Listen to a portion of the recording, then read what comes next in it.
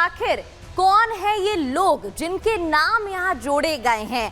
दरअसल पुलिस लगातार एक्शन भी ले रही है और वो तस्वीरें भी हम आपको दिखा रहे थे जहां पुलिस पहुंच कर रोहिंग्याओं से और घुसपैठियों से अगर वो वहां पर इन इलाकों में है तो उनसे पूछताछ कर रही है और उसके बाद उन पर कार्रवाई भी हुई है। अब आपको बताते हैं कि दिल्ली निर्वाचन आयोग ने जनवरी में लिस्ट जारी की थी। 70 विधानसभा क्षेत्र में करीब कुल 1,47,00,000 वोटर मौजूद थे और मौजूदा समय में वोटरों की संख्या बढ़कर 1,52,00,000 हुई है। 10 महीने में वोटरों की संख्या 4,83,000 बढ़ी है, जो कि कई सवाल खड़े करती है। जिन इलाकों में वोटर बढ़े हैं वहां फ्लोटिंग जनसंख्या अधिक है, यानी कि इमिग्रेंट और एमिग्रेंट यहां पर ज्यादा है।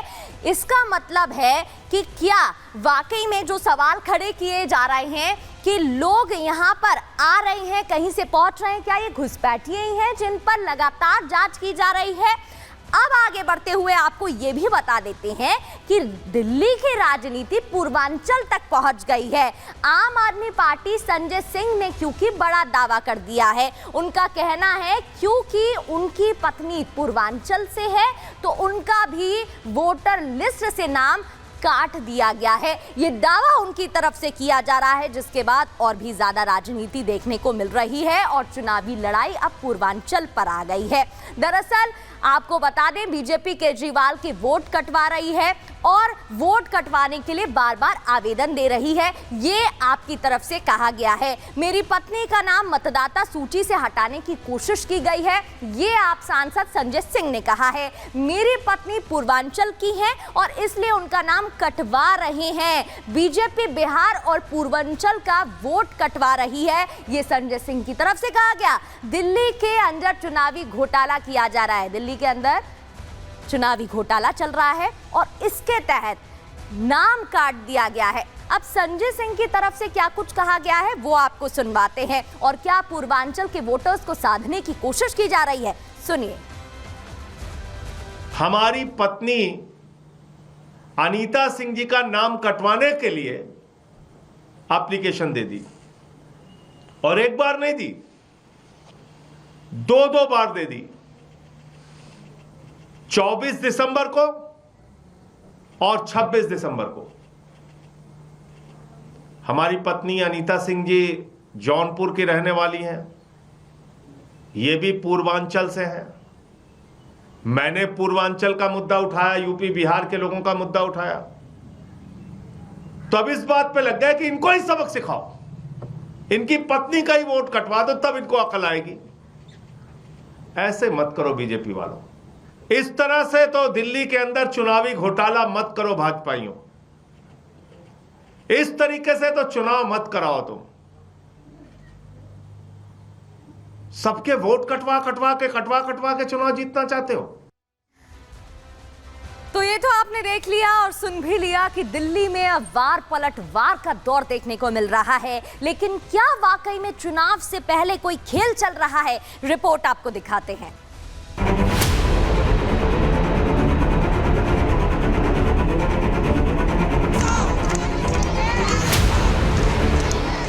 राजधानी दिल्ली का मौसम सर्द और सियासत गर्म है।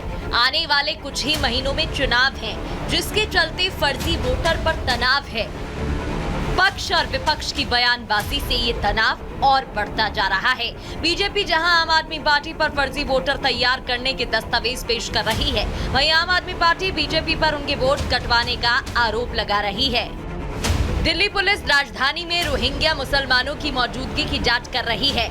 इतना ही नहीं, बांग्लादेशी घुसपैठियों की शिनाख्त कर उनके खिलाफ एक्शन भी लिया जा रहा है। ऐसे में बीजेपी का दावा कि आम आदमी पार्टी इन्हीं रोहिंग्याओं के दम पर चुनाव जीतना चाहती है। बीजेपी के प्रदेश अध्यक्ष वीरेंद्र सचदेवा ने साफ कर दिया है कि एक भी फर्जी वोटर पकड़ा गया तो वो जेल जरूर जाएगा। तो मैं ये पूछना चाहता हूँ अरविंद केजरीवाल, ये वोटर आए कहाँ से? आखिर एक 50 साल का महिला या 50 साल का पुरुष दिल्ली में अचानक कैसे पैदा हो गया? कौन लेकर आया इसे? क्या इसकी बैकग्राउंड है? तो हमने इलेक्शन कमीशन को कल भी एक शिकायत भेजी है, आज फिर भेजेंगे। इलेक्शन कमीशन 24 तारीख से लगातार जो नए वोट बनाने के लिए एप्लीकेशंस आ रही हैं, ऐसी वोटों की जांच पड़ताल करे। जो लोग फर्जी वोट बनवाने का काम कर रहे हैं और जो अधिकारी उसमें संलिप्त हैं, उन सब के खिलाफ कानूनी कार्रवाई होनी चाहिए। बीजेपी यहाँ रोहिंग्या घुसपैठियों के मुद्दे पर हमलावर है। वहीं आम आदमी पार्टी की तरफ से पूर्वांचल और बिहारी वोटर्स को लुभाने के लिए पॉलिटिकल स्टंट चल दिया गया है। आम आदमी पार्टी के सांसद संजय सिंह खुद मीडिया के सामने आए और बीजेपी पर आरोप लगाते हुए कहा कि मेरी पत्नी पूर्वांचल से है, इसलिए उनका नाम वोटर लिस्ट से हटाने की कोशिश की जा रही है।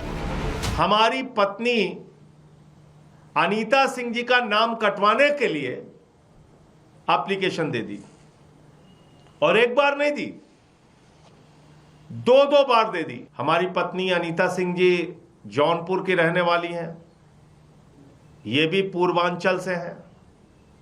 मैंने पूर्वांचल का मुद्दा उठाया, यूपी बिहार के लोगों का मुद्दा उठाया, तो अब इस बात पे लग गया कि इनको ही सबक सिखाओ, इनकी पत्नी का ही वोट कटवा दो, तब इनको अकल आएगी। संजय सिंह ने बीजेपी पर आरोप लगाया तो भारतीय जनता पार्टी की तरफ से आरोपों को बेतुका बताते हुए डिजिटल युग में ट्रैकिंग ऑप्शन की जानकारी दी गई। साथ ही संजय से सवाल भी पूछा गया।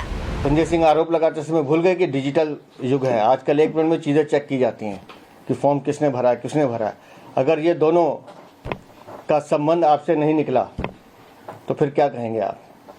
पर एक बार भाभी जी से पूछिएगा कि ये मधु देवी कौन है और सुरेश देवी कौन है। आम आदमी पार्टी पूर्वांचलियों के वोट साधने के साथ साथ रोहिंग्याओं की घुसपैठ के लिए केंद्र सरकार को जिम्मेदार ठहरा रही है। ऐसे में बीजेपी की तरफ से पूछा जा रहा है कि क्या रोहिंग्या बीजेपी को वोट देंगे? देखिए, अगर देश में कहीं भी अवैध घुसपैठिए हैं तो उनको अमित शाह जी ने घुसाया है। दिल्ली में अगर कहीं भी अवैध घुसपैठिए हैं तो उनको हरदीप पुरी जी ने बसाया है, और इस बात की जानकारी उन्होंने 17 अगस्त 2022 को सार्वजनिक तौर पर ट्विटर पर दी थी। जहां तक आपने देखा होगा कि हमने भी एप्लीकेशंस दी हैं कि कैसे भाजपा जेन्युइन वोटर्स के नाम कटाने का प्रयास कर रही है। ये वही केजरीवाल और वही आम आदमी पार्टी है जो कुछ समय पहले कह रही थी कि हम लोग में भारतीय जनता पार्टी रोहिंग्यास को यहाँ लाए। ये खुद कह रहे थे, ठीक है। उन्होंने ये भी कहा था कि हमने पता नहीं क्या स्टेटमेंट दिया, हम सब क्लैरिफाई कर चुके हैं। आप मेरे को एक चीज़ बताइए, आपको लगता है कि रोहिंग्यास जो हैं, आपको लगता है किसी कंडीशन में वो लोग भारतीय जनता पार्टी के लिए वोट करेंगे? सवाल ही नहीं है। ये सब इन्होंने किया है। बीजेपी और आम आदमी पार्टी अपनी अपनी सियासी दलीलें दे रही हैं, लेकिन राजधानी दिल्ली के लिए सबसे बड़ी चिंता की बात यह है कि आखिर एक ही पते पर 55 वोटर किसके हैं? दिल्ली में जो रोहिंग्या पकड़े जा रही हैं, राजधानी में उनकी मदद कौन कर रहा है? और अगर फर्जी वोटर मतदान करने में कामयाब हो गए तो इसका फायदा किस पार्टी को होगा? Bureau report, Republic Bharat. तो देखिए, चुनावी लड़ाई तो अब पूर्वांचल पर आ गई है, लेकिन अब आपको वो तस्वीरें भी दिखाते हैं जहां पुलिस की टीम पहुंची थी और एक्शन लेती नजर आई थी। पुलिस ड्राइव की तस्वीरें हैं जहां पुलिस कई इलाकों में पहुंचकर पूछताछ करती हुई नजर आई थी। तमाम घुसपैठियों को लेकर मुद्दे खड़े होते जा रहे हैं और इन मुद्दों को लेकर लगातार इनकी डिटेल्स मांगी गई, बेसिक डिटेल्स, आधार कार्ड चेक किए गए। दूसरी तस्वीर आप देख रहे हैं जहां 8 बांग्लादेशी पकड़े गए और आपको बता दें अवैध रूप से भारत में घुसे थे, जिसके बाद इनको पकड़ लिया गया है।